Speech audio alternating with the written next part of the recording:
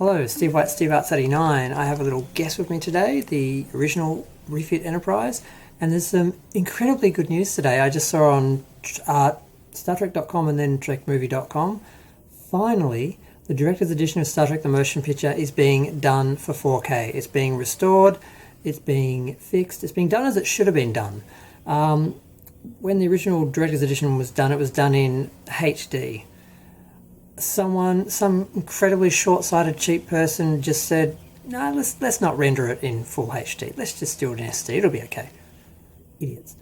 Now, if you know a bit about Star Trek Motion Pictures history, now it's my favourite film of the Star Trek films. I think it's, next to Voyage Home, it's the best of the Star Trek films because it's actually pure Star Trek. But it had a lot of problems. They had scripting issues. Paramount had sold the film into cinemas before they even had a script finished. So they had problems all the way going through the production with rewrites and so forth. It got so close to the bone, they actually, they almost didn't finish it. They literally had all the little film canisters lined out on an empty studio floor, waiting to drop the last reels in so they could be flown off to all their individual cinemas. And Robert Wise actually carried the final finished cut, still wet, of the film to the premiere in DC on the plane with him. That's how tight, that's how close they came to missing that. They fired the effects company in the last year or so of the production, and they had to basically have two special effects companies come in, hire new ones, and have them working just 7 days a week to finish the effects shots. And the result of that was the film wasn't finished. And a lot of people criticize the film. They say it's dull, they say it's boring. The film was never finished. Robert Wise didn't have his actual preview screening. He didn't get to see it, he didn't get to look over it, and he didn't get to revise it, change things. And it was pretty much a crime. And for a long time, it went unpunished, but eventually Paramount, around the 20th anniversary, they were going to do a edition for the 20th anniversary. They missed it by a couple of years. I think it got released in 2001, so they missed it by 2 years. But we heard about it and we were excited, and then it kept dragging and dragging. We thought, is it coming? Is it coming? And I bought my first DVD player just to watch that DVD. It was the first DVD I ever bought. And it was really exciting. There are a couple of issues with it.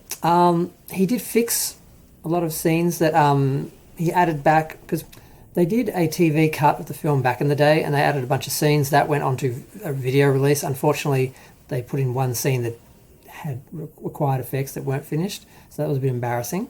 But we were just happy to have the extra scenes, and they put some of them back in the director's edition. Not all of them, but some of them. So some of the scenes were extended. They did a lot of good work on it, because some of the characters had moments that were cut that they put back in that helped. They had a lot of sound issues where they hadn't done the final sound version of the film. They hadn't put in a lot of the special effects sounds and things, and a lot of scenes were just really flat. It was just music and visuals there, and you just lose a sense of reality. It's a little bit too sort of music video. Now, I think in some ways it gives the film its own quality, which is really amazing in some of the sequences, but you do get more of a sense of life when you watch the director's edition. It does seem everything is more alive and real, just all the little noises and clicks and beeps and things and everything that was just missing. And the colour was a little bit off as well. So they fixed all these things, but the two things they did wrong. One was they shortened some of these effects scenes, because a lot of the times they just had the effects cut by the effects team and then just dropped right into the film, and the director didn't have any say. They just went in and it went out. He would have shortened some of them. But the problem is we're used to them, so when you're watching some of them, I notice the shots that are missing. I notice the bits that are short. So I'm not 100% happy with the director's edition, because sometimes I want to just watch the original for some of the longer effects scenes, because I love the effects scenes. I think this is art. I can just watch it. But the other thing that they screwed up was they did this on a small budget. They didn't exactly have a lot of money. They wanted to restore the pictures of San Francisco and Starfleet, the air tram station at the start of the film. They originally had, I think, 3 or 4 shots of seeing a futuristic city with the shuttle flying over, the space tram, whatever it is, flying over the city in that. And there's only one of these uncompleted shots that seems to have slipped out, which is really nice. They should have just restored that or recreated that. Instead, they went out with a digital camera back in the day, and it looked awful.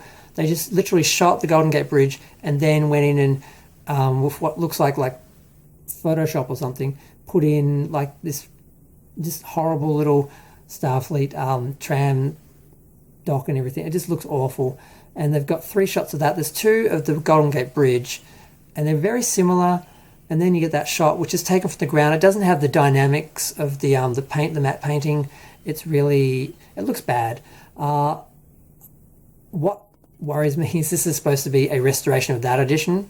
If they keep that shot in, it'll be a crime. Now, if they redo that shot as a proper matte shot, it'll be fine. But they really need to improve that. But if this is going to be a true restoration of the director's edition, they won't change anything artistically. They may redo that shot so it's better quality, because it was never done with the same, I think, resolution or quality, because the original source, the actual shot, was taken with a digital camera, and it just looks awful. So hopefully, at least if they restore it, it'll look better, but it still won't be as good as the original matte shots. I'd love for them to restore them, because that was originally his vision. I just think they probably ran out of time with that scene. It's probably the last thing they did. I don't know. It just looks a mess. So that's the only thing I'm worried about, is that they don't fix that scene, or they don't improve that scene. But aside from that, I'm really looking forward to this. It's really exciting. Basically, it's the same team. It's the same team that worked on the original. Producer David C. Feen and restoration supervisor Mike Mendocino, and visual effects supervisor Darren R. Doctorman. I'll just wait a second. Yes, yeah. They all worked with Robert Wise on the original director's edition, and it's going to be done with some new fancy Dolby Vision, high dynamic range HDR, and it's going to have a new Dolby Atmos soundtrack, and it's apparently going to take 6 to 8 months. So 6 to 8 months, it doesn't seem very far. What's that, February, March? I mean, it would be nice if they could have made the anniversary or something. I wouldn't want them to wait until December to release it. It's going to be released on Paramount Plus exclusively for a short period of time. Then it's going to be released on 4K and Blu-ray. So I'm just excited to get it on Blu-ray. I might wait until Blu-ray, because I don't really want to pay for Paramount Plus, because they're funding Discovery and stuff, and blah blah. I might, if I can get like a 14-day subscription, I might get that just to see it and then get it on Blu-ray. But I'm really excited, because this has been something fans have been pushing for a long time. Because at first we didn't really get, because DVD was fairly new back then, and HD on TV was like 480. It wasn't even 720. No, sorry, standard was 480. HD was only 720 at the time. It wasn't even 1080. So we didn't really realize how bad it would look until we got widescreen flat TVs and bigger TVs, and then we realized how bad it looked, especially that Starfleet scene. And then we're all, why wasn't this done? Or where's the HD version? And we were told we didn't do one. We just did it in standard for some reason. We didn't think a 20-year-old film that was being remastered because it's a classic and lives on would be around in 20 years and need a HD version. So what the hell? So they didn't do it. And then we're saying, well, can you do it? And they're saying, well, actually we can. We have all the original elements. We have everything locked away in our little vaults, just as when we were working on it. All Paramount has to do is give us the money to actually do it and actually render the shots and everything, and we can do it. Would Paramount give them any money? No. There've been campaigns and petitions and things running for years to get this done. And finally, it's being done for Paramount Plus, because Paramount Plus needs content. They're doing it, much like the Snyder Cut happened because Warner Brothers wanted something to put on. So I guess the good thing about Paramount Plus is we're getting this out of it. They're also talking that there's a rumor that they're going to release a 4K version of a box set with all 4 Star Trek films, the first 4 films.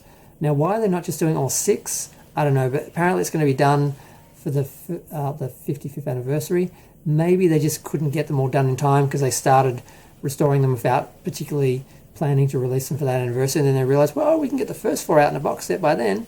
Then what happens? You re-release the second box set with all 6, or you release 5 and 6 together. I'm not sure what's happening there, but that's good as well, because a lot of fans have been complaining the only version you could get on HD or 4K was Star Trek II: The Wrath of Khan, which was the director's edition of that, which had a fault in it, where a line of dialogue was missing. And there was the second mistake. The first one they fixed. The second one they just lied and said, oh, in my opinion, they lied. I would do air quotes, but I'm holding the Enterprise. Nicholas Meyer said, oh, no, it was meant to be like that. So they restored this scene of Kirk and Spock going up a Jeffries tube, and there's a line. It's actually kind of funny, and it wasn't put back in. And they left the shot, and they said, no, we meant to cut out the dialogue. We just wanted the scene of them walking up the stairs with no reason for it being there. It just slows down the action. It has no reason for being there. We just want to make sure that shot was in there. We want to get rid of the dialogue, so it had no reason to be there, basically. So no, they screwed up the dialogue in 2 spots. They fixed it in one. It cost them a fortune because the disc has already gone out. And they just said, hell no, we're not doing that again. And they just said, oh, that's meant to be like that.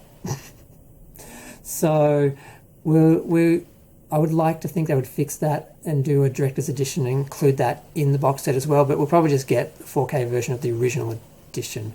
I'm not sure if the 4K version was in with the original, because I just bought the Blu-ray of the director's edition. I can't remember what was in the 4K because I read it, but I didn't buy it. So I've been talking for 11 minutes, but it's Star Trek: The Motion Picture. I'm excited. I'm really excited because there are some really great scenes and additional things that they added into Star Trek: The Motion Picture, the director's edition, like the original intention for the wing walk, they just added all these visuals. Just some of the ones in Vija, when you see the Enterprise traveling in closer to Vija, and of course they fixed the you could see. I don't want to point this out in case someone is watching this and hasn't spotted this in Star Trek: The Motion Picture, but there is one really obvious fault with the model work, which I didn't notice for years until they pointed out when they were talking about fixing it for the director's edition. And now when I watch the original edition, I see it every time. The idea that I can watch it in Blu-ray and not have to deal with that. Now, why they didn't fix that in the Blu-ray edition, I don't know. But yeah, I'm going to go. I've been talking long enough, but this is just great because I was hoping something like this might happen. I thought, they need new content. They can't just re-release the same DVDs and Blu-rays over and over again. They have to do something new for us if they want to keep selling Star Trek to us. And I thought, well, the first thing they're going to have to do is do the director's edition of Star Trek: The Motion Picture. They already did the director's edition of Star Trek II: The Wrath of Khan. Why that was easier, or maybe it was just more popular, I don't know. I think the issue was, of course, they just had to scan the whole film. They didn't have to create anything new, and all the effects for Star Trek: The Motion Picture, the director's edition, were done in 480, so they couldn't just put it on Blu-ray. They had to actually go in and redo the effects, basically. They had to render them all over again, and that would take a little bit of time, which would take some money, so Paramount really wouldn't do it. But it was both Paramount and Paramount Plus that announced this. So it's totally official. It's on Trek Movie. It's on StarTrek.com. It's happening. I'm very excited. And I'm going to go play with my Enterprise because I think she's the most beautiful out of all of them. But I'm going to go. Feel free to share, like, comment, subscribe. Let me know what you think. Bye.